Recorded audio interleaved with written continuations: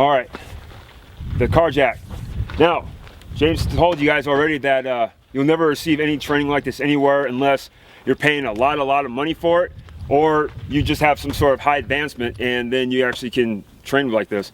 But we are offering this training because we feel that it is vital enough for your survival, and that with the certifications I have, I can control this actual scenario for you, and that's what I want to offer. So this here is very important that you actually pay attention, take your time, do not rush, and you must listen to every command that I give you. Because first, what's going to end up happening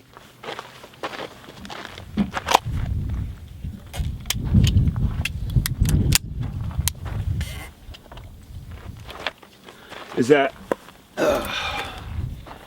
first thing that we know whenever we want to do is try normally carrying with your concealed while you're driving. Because if you do end up trying to get carjacked, how many of you actually carry in the small of your back? Carry in a little fanny pouch, or even on an ankle? Quite a bit, yeah. But now here's the thing is that, can you actually get to it from a sitting position with a seatbelt? No, it's very, very hard, especially by the time you're confronted by your adversary. Now you're just like, oh no, and now I'm trying to get to it. And by the time he sees what you're trying to do, he's already got arms in and he's already hooked onto you. Okay, so from here, two options you have. By the time you identify your target, you can actually go from your console, controlling the muzzle, which I will be watching with you. You're going to come up, rotating it to your stomach. Okay, as you see, ejection port's away from me. Now from here, you're going to angle it upward, which I will be controlling from behind you, making sure that the muzzle's not actually in your face. Then from here, you'll take 2 shots. And then hopefully you'll be able to actually hit the target that we're trying to accomplish. Next one is that you can either go with the second option is by trying to escape your body from the actual target and then rotating it back into it. As you can see, because I'm now trying to gain distance from the actual adversary, so if his hands go inside the window, he's not trying to get on my neck. So I'm actually creating distance, but I still have the firearm pointed at him at an angle. All right.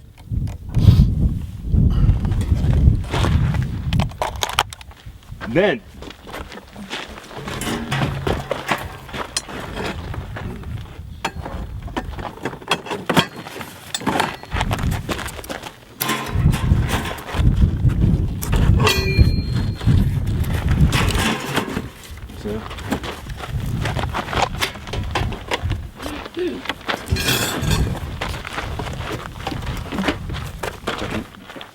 okay. All right. Now what's going to happen is, rotate. Nate is going to be in my seat. You are going to be sitting where I'm at. Now from here, I'm going to give you all the commands. Once the firearm's loaded, I still will control your firearm for you, just because of actual safety reasons, because of the actual firing line that we're going to be looking at. Now from here, he's going to take it, point it downrange, and then you're going to instruct you, go ahead and take it. I'm going to get hands on. I'm still holding your gun at this point, okay?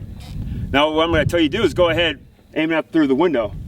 Aim it through the window, and then I'm going to take my hands, I'm going to control your arm and control your wrist. From here, now, I'm going to tell you lean forward and rotate, just like so. Because now what I've done is I've created more of an angle of seeing out through your passenger window. Because as I lean up, I can only see from here to his face. But now that I'm actually controlling your wrist and rotating it, I can see further back, all the way to the back of the door, okay? Now, the other reason I'm doing this is because if you imagine this, what's right in front of Nate's face?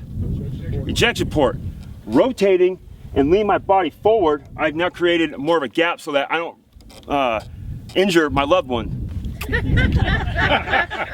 Okay? And then from there, I will tell you to take 2 shots. So if you do feel uncomfortable with doing that, by all means you don't have to. But I want you to experience that, because if you don't, there's gonna be a point in time that you might feel that, you know what, I shouldn't do this because, you know, it's my wife or my husband or my kids in the passenger seat, and I don't know, I just might hit them. If you don't experience it, how do you know? And that's what I'm offering. And if, like I said, you don't have to, but you can go through the motions. If you don't want to pull the trigger, that's fine. I'm completely fine with that. I respect that. But at least, please, hear me out and just go through the motions.